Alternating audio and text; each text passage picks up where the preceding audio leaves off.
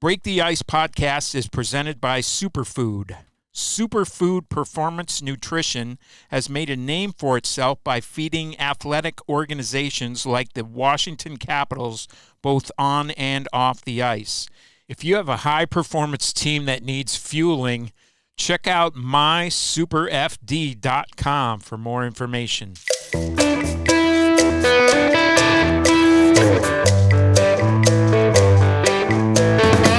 Hey everyone, welcome back to another edition of Break the Ice, coming to you live from worldwide Break the Ice headquarters here in Arlington, Virginia. Joined today by Center Nic Dowd, and as always by producer extraordinaire Zach Garrett. And Dowder, three games back from IR. How are you feeling? I am dying today, but the back-to-back was tough, and I thought we, played pretty well, and then last night, that's a good team, and then we had an up and down practice today. So, yeah, it was, a little bit different of a return than you usually get when you're coming off the IR. Just the schedule was a little squirrely. Like I think we kind of we didn't have a date. We didn't have a date picked out in the schedule, right? Because the injury was one of those things that kind of came and then went, and then came and went. We weren't really sure where we stood on it until finally, we had some days in a row that I started feeling well, and then we had some good, we had before the Jersey game, I think I had 3 skates, and they were all with one or two other guys working some skills and stuff, nothing too crazy. And then I just thought, well, if we're going to do it, we might as well just get back into it. So that's kind of how we made the decision, because it was either, with the schedule, it was either wait till after the back-to-back and play against Vegas, and that's our target, or, let's just jump right into it and start with Jersey. So it was, so I'm glad we did that, though. Yeah, jumping back in for back-to-backs is tough, but jumping back in for Vegas also would have been a handful. Yeah, I kind of looked at that, it would have been challenging just with the Jersey Islanders. They're all good teams, right? So, well, we're going to go back a little bit further than that into your career, but I want to ask you something first. Mason Lohrei, know that name at all? The guy in Boston, right? Yeah. First player from Louisiana, the state of Louisiana to score a goal in the NHL. Yep. And I only ask because you're the second guy born in Alabama to score a goal in the NHL. And to me, I feel like you should be given some extra credit, maybe being the kind of first with an asterisk, because the guy, do you know the guy's name? I don't know. Was it back in the 50s? The early 40s. 40s, yeah. Okay, yeah. And I think it may have been, honestly, that there were some guys who were playing in the league then who might not have been playing in the league. Otherwise, there was a war going on. And to this guy's credit, he played a couple of years for the Blackhawks, but then he went and did his military service as well. But so the guy was born in a town called Enterprise, Alabama. Oh, yeah, I've been to Enterprise. Yeah, not a town really; it's an enterprise. Yeah, car rentals collection. And stuff? Yeah, it's a collection of places. Okay. Yeah. Well, he was born there, but he was I don't know what the circumstances were. He's actually from Saskatchewan. Really? His parents were vacationing or got lost. Military I don't know. or something. I don't know what it was. Could have been any number Florida. of things. Yeah, exactly. Anyway, so he was the first, and then 70-some years later, you were the second. So you and I have had some of these conversations before, but growing up in Alabama, how did you come to hockey? Yeah, I honestly, it's not a super complicated story, but both my parents are from England. My dad grew up playing different sports, cricket, rugby, soccer, football over there. And my mom was a nurse and, didn't play a lot of sports growing up. So when they moved to Alabama in the 70s, I had 2 kids, Matt and Josh, Matt being the eldest. They're 10 and 12 years older than me, so they were born in, 80 and 78. And I honestly think my parents got into the Hockey Association as a way of, meeting people. And I think they enjoyed being around the families and made some friends. And I think the boys, Matt and Josh, both enjoyed playing hockey. And that was just in the Huntsville Amateur Hockey Association. It's called HaHa. And, you just travel around and you play at, the likes of Atlanta, Nashville, Memphis, Knoxville.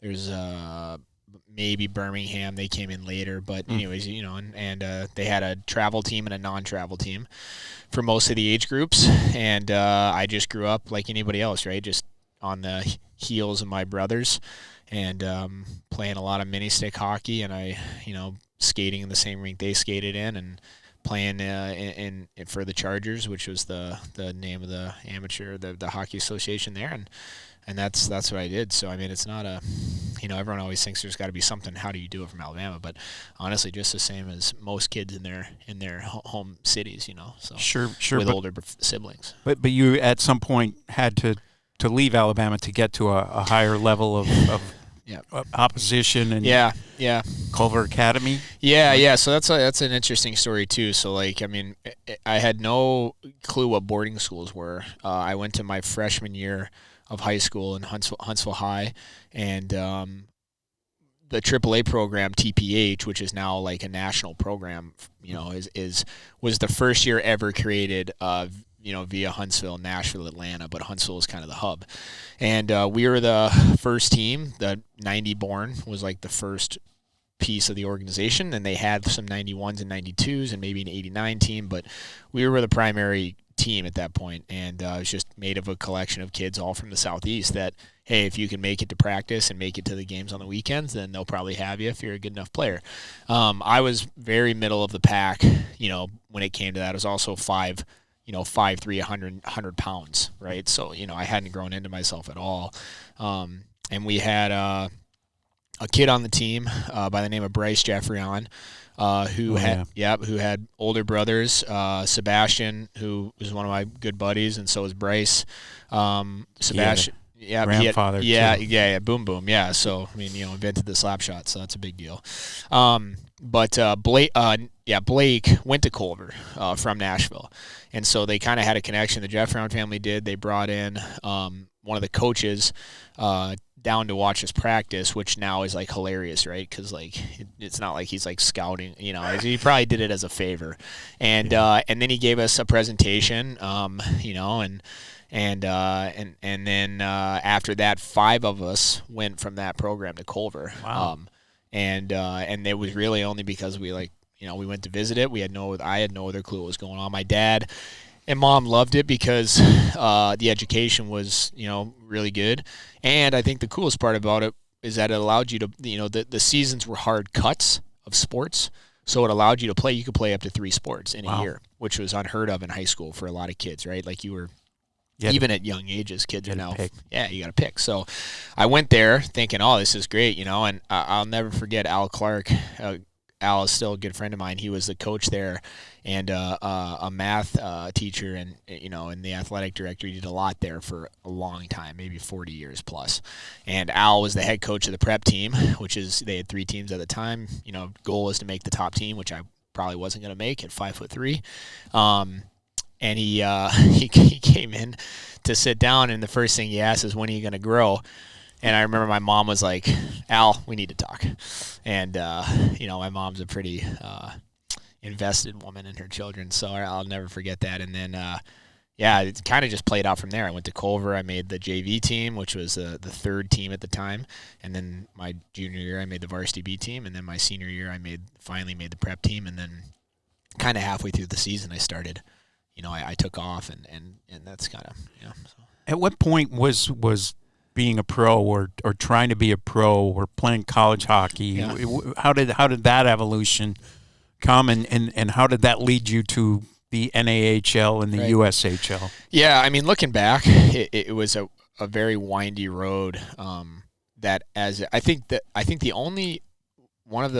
I think the benefit that I have of being a young kid was being naive to the process, because when you look at it now, you're like, man, that was almost insurmountable if someone told you ahead of time what you would have to do. I mean, and how much, how many times you'd have to, start over or, take a step back. And I know that, a lot of people in life have that, it's not easy. I mean, very rarely do you just jump level, and then you get to where you want to be, right? But for a kid, I mean, that, you have to endure a lot of failure.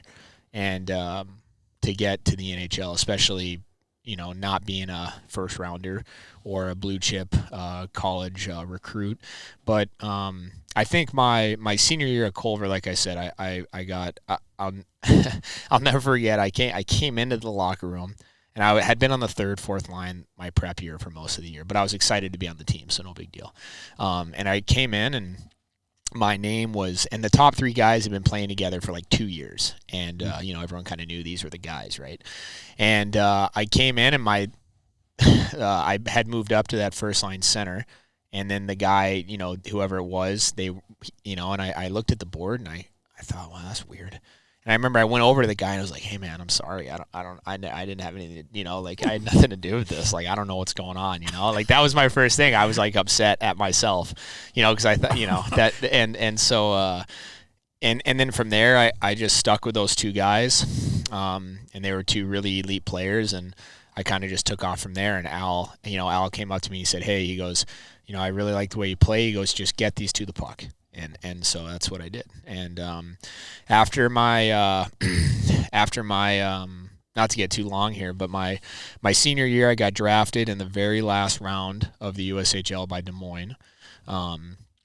And I was pumped, again, like, I didn't know that the 18th round of the USHL draft was like a joke, right? Like, I mean, not to the kids out there that are going to be drafted that late. It's not a joke. But at the time, like, I didn't know. I was just excited, like, oh my God, I got drafted. This is great.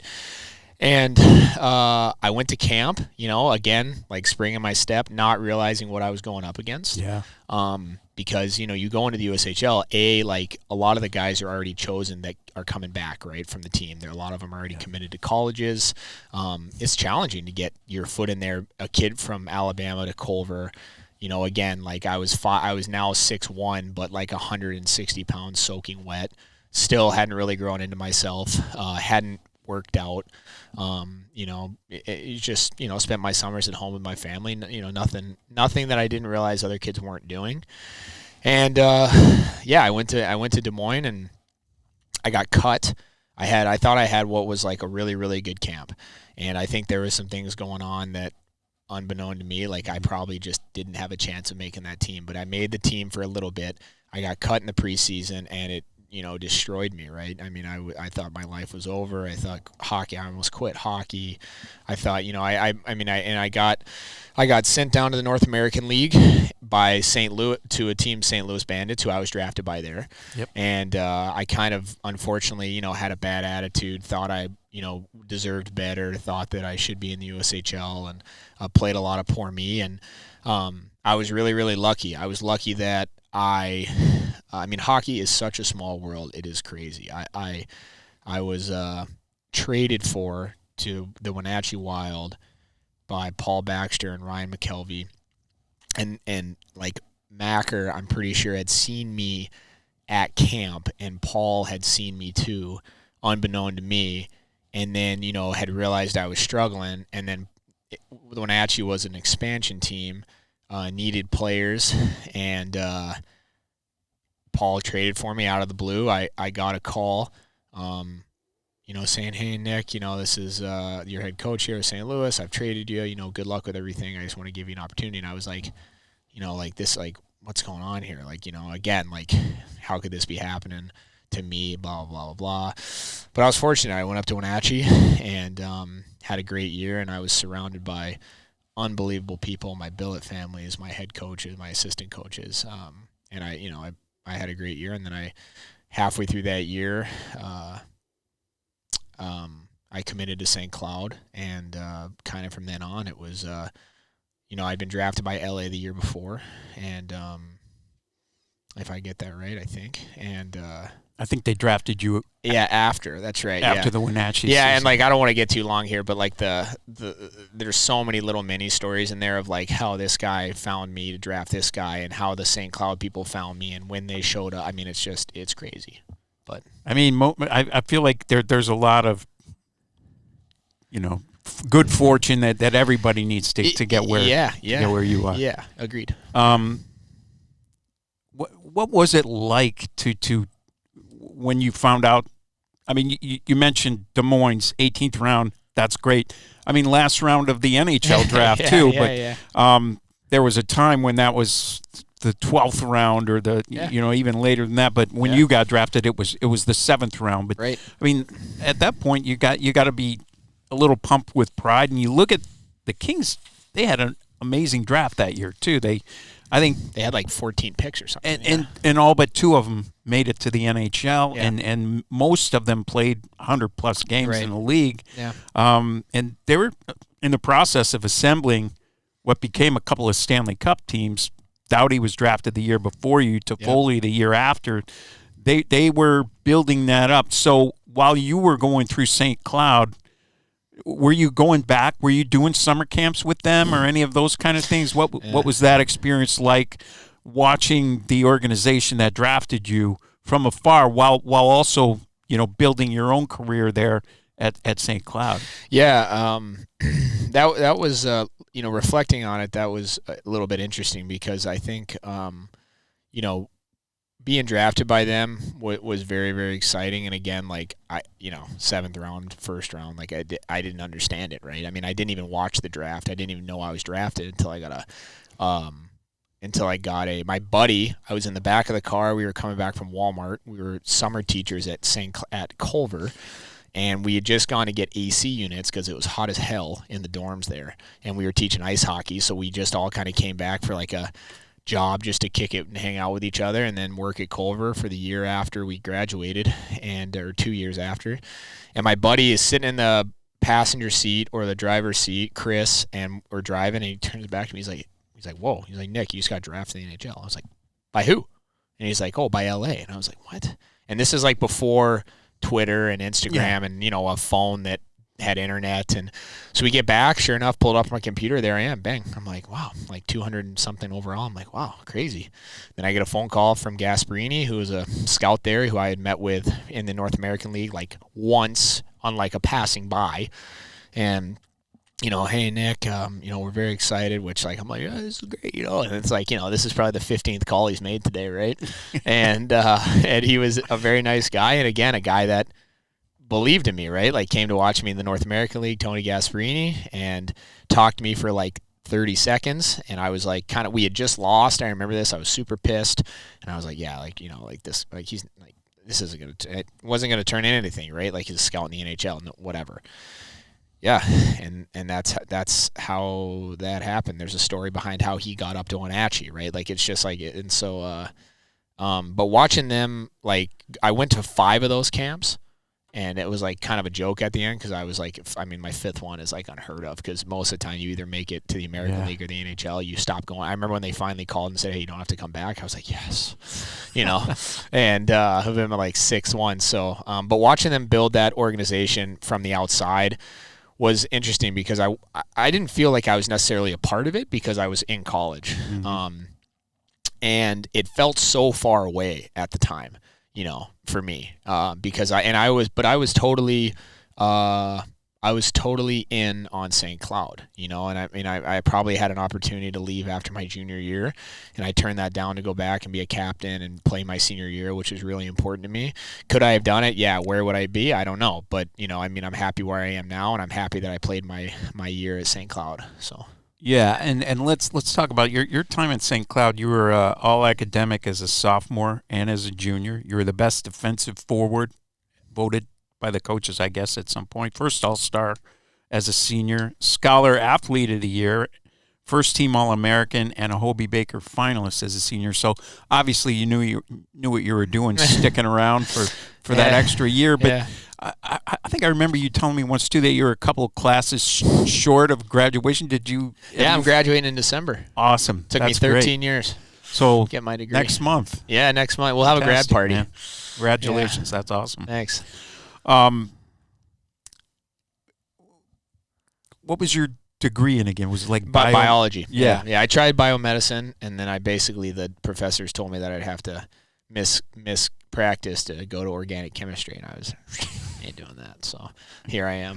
So do you anticipate ever doing anything with that? I don't know. I mean, I went to school because I thought I wanted to be a veterinarian. That was what I initially went to biomed for, thinking My sister did that too. And shadowed a veterinarian and realized that I do not want to be a veterinarian. And but thinking the biomed degree, my dad was a doctor, mom was a nurse. I enjoy all that stuff. I'm not really sure what field, but I do know that, if I'm lucky enough to play hockey for as long as I'd like to, I don't think I'll be going back to med school and starting a practice at like 48 years old.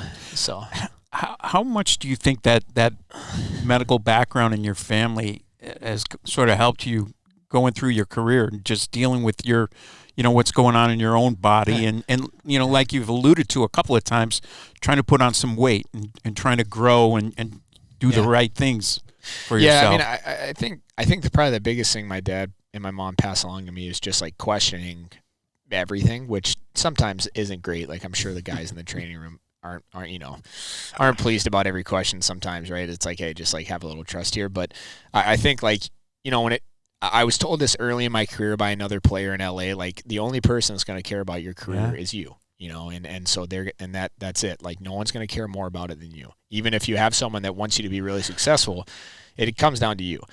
So that's everything, right? That's how you practice, how you essentially how far do you want to make it, right? Like that's kind of on you, especially if you have the skill sets, right? And but I think like the fact that my dad and my mom were in that profession, I was kind of like, I spent a lot of time at my dad's office growing up because he was working and mom was working, so I got dropped off. I had to stay there after school, watch movies, eat lunch, hang out, walk around the practice, sleep underneath the desk where my mom worked, everything.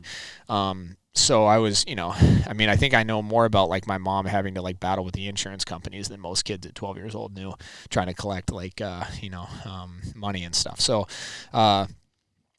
but I think it's just important to, question, like your care, and then question, on a day, question yourself, am I doing this properly? Am I, and then you can make sure you watch other people, and see what other people are doing, because you can learn a lot from guys that are older than you that have been through it. I mean, there's not a lot of things in the NHL that guys haven't been through. So, and it's good to ask questions of those guys too. So I think, the medical part of it maybe, but I think it's more so just, questioning, like, is this correct? Am I doing this right? Is this what's best for me? So when you graduated, or when you finished your collegiate hockey career, you started your pro career at the end of that season, a handful of games in Manchester, in the Kings organization. What was that transition like? Now being a pro, having your own time and all that kind of stuff, and then in your first full season as a pro, you play for Calder Cup champion team. Yeah, that was exciting, man. That was good. Again, like I remember the NHL being naive about it from the aspect of like, okay, like, played college, check, had a successful career. Okay, now it's time to go to the American League, and play well there. And then, I'll make it to the NHL, no problem, right? Like that's just how life goes. But that's just not how it works a lot of times. But again, like I think being naive about that process helped me in a way, like big time, because it's like, hey, like you're going to get there, but this is important, and you need to be really good at this, and then you'll get there, right? It was never like, oh man, if I'm like, I may not make it even if I'm as good as I can get. It was always just like, be really good in the American League and you'll get there, right? Like that's just how it has to work. That's how life works. That doesn't happen all the time, but the good thing about it is that in hockey there's a lot of, you trust that there is people that are good at their jobs, that understand the game, and can see not only statistics, but can also see the ins and outs of a game and how a player can help you. And I think I trusted in that probably naively, right? Because there was probably people ahead of me, people behind me, but it just was like, all right, just keep playing well, keep playing well. Oh, I had a good game, good, happy about it. Next game, and but that transition I thought was pretty good. I was also really lucky that when I came in to my first full year, they had hired Mike Stothers as a head coach, and we had an absolutely stacked team. I mean, I was a third-line center for the majority of the year behind two really good players that both played in the NHL, and we had just an elite team, right, which helped everybody, including myself, right? You play on good teams, that helps everybody.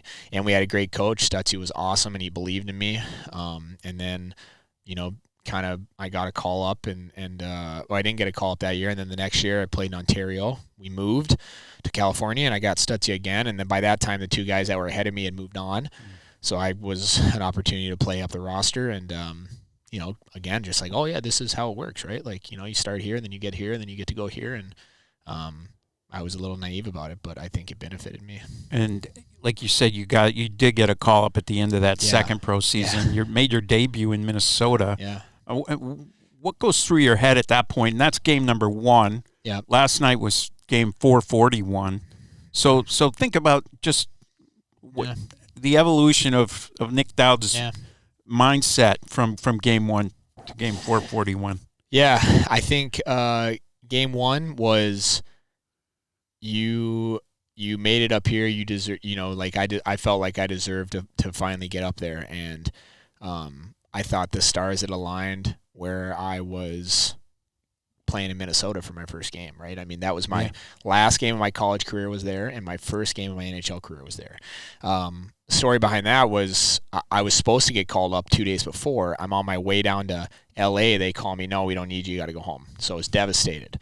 Called my mom, my dad, my wife. They all knew. And then I had to turn back 70 miles into an 80-mile drive, and go back. That's brutal. Then I got called, played 2 games in the American League, and it was Sunday. I got another call. Okay, hey, let's try this again.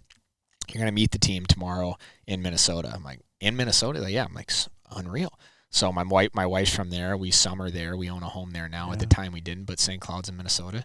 So, I mean, I had really felt like this is it. And then to be honest, I played really loose. I felt like I can do this. Like, I can play on this team. I can play in this league. And I had been playing, luckily, at a really high level in the American League by that time, and got pretty seasoned down there against some pretty rugged players. And we had great teams, and I had great coaches, and I was surrounded by very good players. So I was able to step in there, and I think my first game, I felt that I played really, really well, and then I built on it from there. But all the way to game 441, it's consistency now. That's the name of the game. Obviously, like my age, you're older, but my game has changed a ton from game 1 to game 441. I mean, a ton. That's how it works, though. Coming to the NHL, if you want to be on the top 2 lines and you're a center, well, there's 2 spots. Like, you look at every team, those 2 players are probably the best players on the team. That's generally how it works, right? Right there, in the centerman. I mean, you never, usually, it could be a winger, and leave the D out of it. But, I mean, your 1C is probably a pretty elite player. Your 2C is probably a pretty elite player. Your 3C is probably a pretty elite player. It took me almost 2 years, really, until I got to Washington to understand that like, if I want to stay in the NHL and at least get my foot in the door and stay, like, I'm going to have to change. And it took me a long time in my mind, a long time to figure that out. 2 years.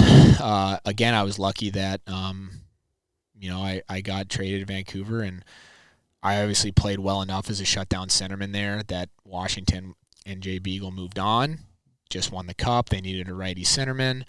Blah, blah, blah. The timing of it goes on. So, but it was, my mindset has changed a lot. I mean, I was a power play guy, a half wall guy, a point guy, whatever you want to call it, in every league all the way up until the NHL. And then I tried to do it in the NHL, and there's guys that are just better at you than it. And, if you don't accept that, you see it all the time. You look at guys in the summer, you look at guys, you're like, how does this guy not transfer? Like, how does this not work? And, there's only so many spots, man. I mean, that's life. But, it's been a good career. It's treated me really well, but I definitely had to change.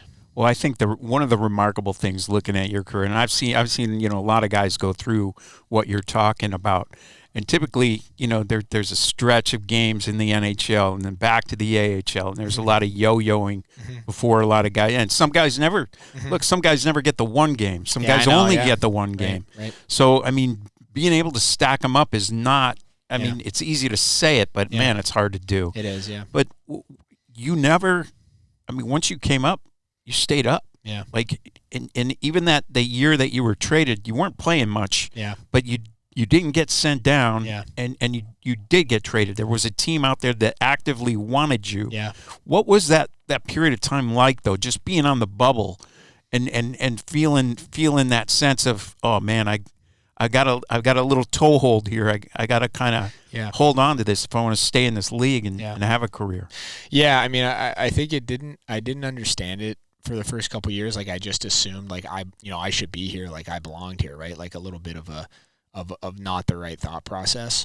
Yes and no, I would say. Yeah, but I think that also helped me because I thought I should be here, right? Like that, like I belong here, and like I said, until I got to Washington, that's when I really felt that I figured it out. Like, look, there's just, and this is in life in general, but in hockey, I mean, there's a lot of stuff that's just out of a player's control. You know, I mean, you could have your best game ever, and all of a sudden the next game you're scratched, and you're like, what the, like how does that even work? And trying to figure that stuff out, I mean, even it may go all the way up to the top. Like, they just, I don't know, we just got to get this other guy in for the game. And, this is the guy that has to come out is this guy, and until I kind of figured that out, like if you're a bubble guy or if you're a bubble guy within the team, and they don't, I mean, you look around and there's just not a lot of people that you can kind of move in and out on a team, right? I mean, that's just the way it works, right? Like, there's guys that have to play every game. Yep.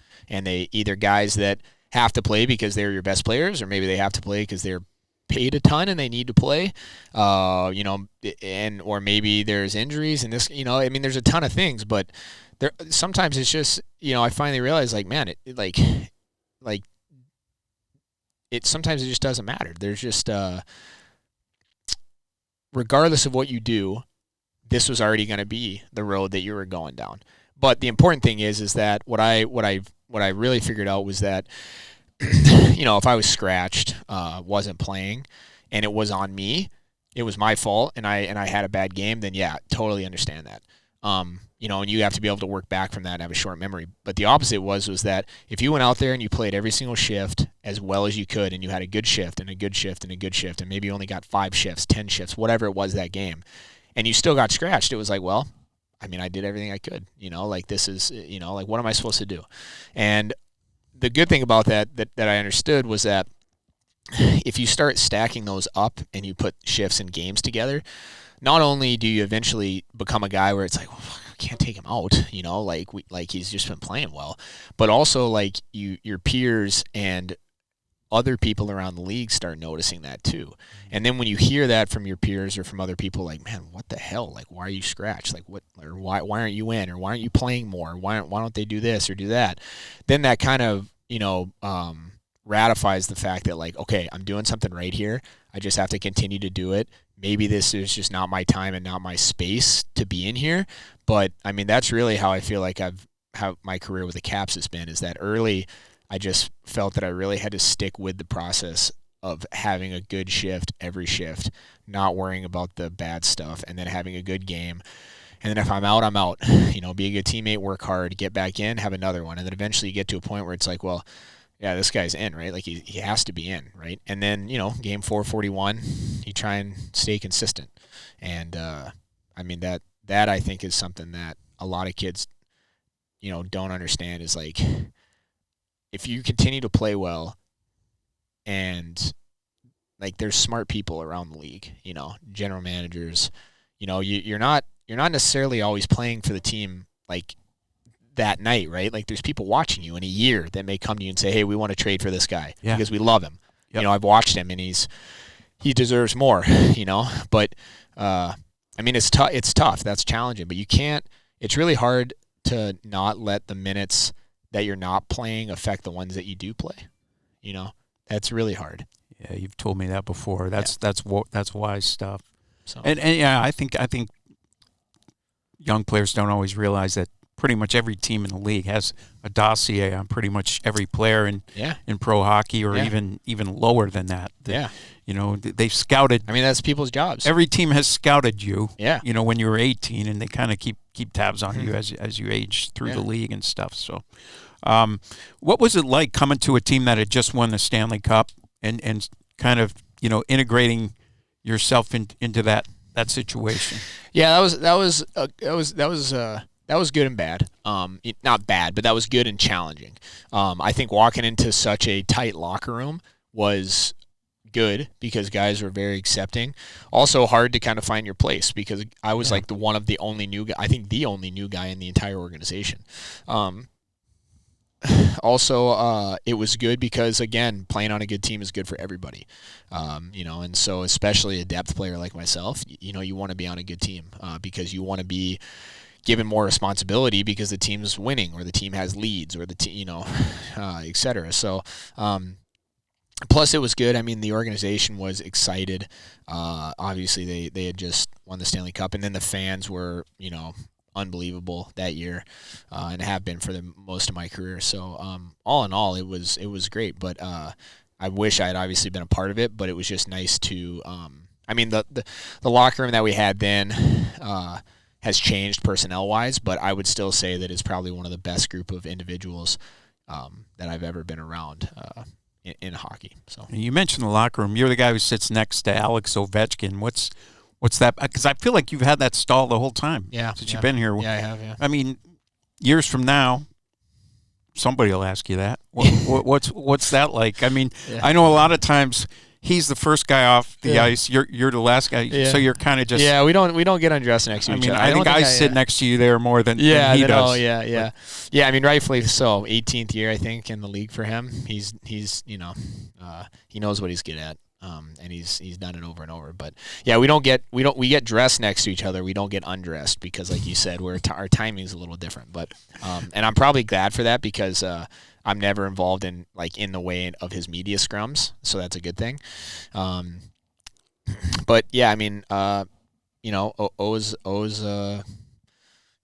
he's a good dude, and I like chatting with him when we sit next to him, and yeah, I mean, I'll definitely tell my kids, that I sat next to one of the greatest players of all time, greatest, in my opinion, greatest goal scorer of all time ever. Yeah, I mean, that'll be stuff that I'll tell Louie and Ruby, and if we have more kids, I mean, and then I'll say, yeah, watch this guy, look at his highlights. I used to sit next to him, for sure. And then your second year here, Garney comes, and you guys hit it off pretty well on and off the ice. Have your own little podcast there for a while. Competing. You guys never had me on. Yeah. So we had to get rid of it. We were competing with you. So what was that like? And obviously, I mean, the other part of that question is when Lavi comes in, he gives you guys and Carl Hagelin the responsibility. I've covered hockey for a long time. I've not seen a line here. Now, there's that line with the Islanders that's had some staying power too, but I've not seen a line stay together as long as the three of you guys did. And I feel like that line could still we could still be together had Carl not had that injury. Agreed. Yeah, that was really unfortunate. But yeah, that was again timing in life, man. I mean that they signed both of those guys. Haggy comes over, I believe, in a trade. Yeah. And then again, I hadn't played with Hags at all. I played a lot with Hath, but again, he was a little bit up and down at times in the lineup. But it was good. I mean, both of those, both Hath and Hags are great people, really good guys to get along with, and so that I think that's the first thing was it just very easygoing people, very good people, and then when Labby came in, I mean, we'd been put together and we were playing together and we played, one or two games. It was okay, and then we had a meeting with Labby and that he kind of spelled it out to us and we were kind of like, wow, this is great. Never had this. Hags had that opportunity before on different lines and different teams, but me and Hath were like, this is could be career changing, right? And then I remember we played Buffalo that first time we ever did it, and it went really well, and we kind of went from there. I mean, it was. I think I got to a point where I no longer looked at the lines before practice, and that was something that I had never done in my career because I had to make sure I was in the lineup to begin with, and I get on the ice and then here's my two guys, and then if it ever got switched, I would kind of be looking around and like, what the hell? You know, and maybe someone was injured and Hath moved up or Hags moved up, something like that. And if that were the case, that would be weird. And so we playing with those guys was a great part of my career, and they both did a ton for me, and I hope, you know, like they could say the same too, that I helped them and benefited them in their careers. So last thing before we let you go, the one thing that stands out to me about your time here in Washington is your shooting percentage. Like, it's sick. It's ridiculous. Like, just don't shoot enough. Well, I mean, maybe that's the secret. You just pick your spots. But I guess. I mean, you're up in the double digits, and then like 20% and stuff. I mean, have you worked on that? Is that something that you consciously worked on, or is it? You can't tell me that's a freak. That can't be a fluke. I think it's a product of not shooting the puck enough, but then realizing like how hard it is to get a shot, but then also like when I'm in those areas, you know, I work on that stuff all the time. You know, in the summer, post practice, and you know, I would, you know, if you get in those opportunities as a you know, fourth line center, whatever. I mean, I'd like to think I play a little bit more than just a fourth line center, but yeah, I think so too. But you know, I mean, you have to make the most of it, man, because like they don't come along. Like, I mean, right now I think I'm 1 goal in 5 games, and I have like 7 shots. I mean, that's hard. It's hard to get a shot. So 14% though, that's pretty good. Yeah, but yeah, that's my point though, is that, you know, if I'm not playing on the power play, right? Yeah. And I'm not, you know, I'm not playing a lot of D zone starts. Yeah. I mean, you know, it's challenging to get, you know, everything has to go right. Yeah. In my eyes, if you're going to start in the D zone to get into the O zone to get a scoring opportunity, a lot of stuff has to go right. So, yeah, I think that is, you know, as much as you don't want me to say that, I think that is a freak thing. But I'd like to think that when I'm put in those situations to score, I do work on that. I mean, you know, because I do have to make the most of it. It's a career thing, right? Like, it changes your career. So first guy in team history to score on a penalty shot in the playoffs. So yeah, I hated that. That's my absolute nightmare. You know, so no pressure though. Right? Oh God, yeah. That's why we do the shootouts, and it gets going for a while. I'm like, just put me out there. So, but yeah, there's too much pressure. I'd rather have someone chasing me, I think. Well, this was fun. Thanks for spending some time with us. Yeah, thank you. Yeah, much appreciation to Nic Dowd and to Zach Garrett, and we'll see you next time on Break the Ice.